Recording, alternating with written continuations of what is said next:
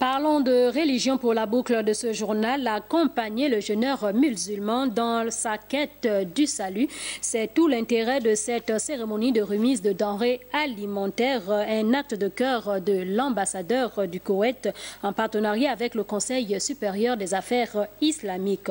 Le reportage, Mireille Bassiyoro et Cédric Zengdo.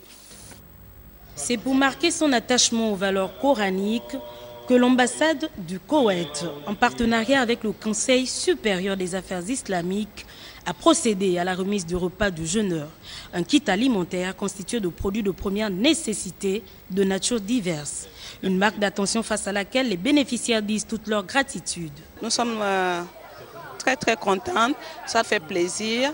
Je remercierai d'abord, premièrement, Allah, qui a fait de nous des musulmans, et aussi de remercier le Conseil supérieur des affaires islamiques du Gabon, particulièrement le président, son excellence Ismaël Osei-Nyossa, ainsi que les autorités koweïtiennes pour ce qu'ils ont eu organisé. Vous savez, ce n'est pas facile. Il y a des musulmans qui n'ont pas les moyens financiers pour rompre le jeûne à 18 h comme pour manger la nuit.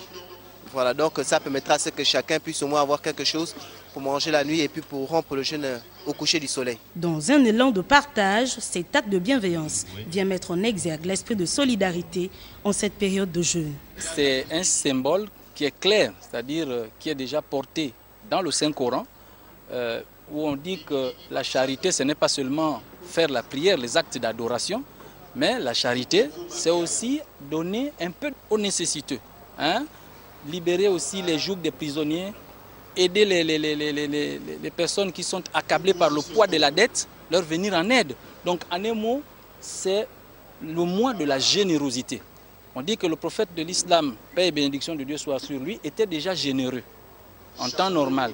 Mais pendant le mois de Ramadan, il devenait de plus en plus généreux à l'endroit de ses semblables. Pas d'exception de genre, le bienfait est neutre. Ces hommes et femmes pourront ainsi en jouir jusqu'à la fin de ce mois, période marquant la fin du Ramadan.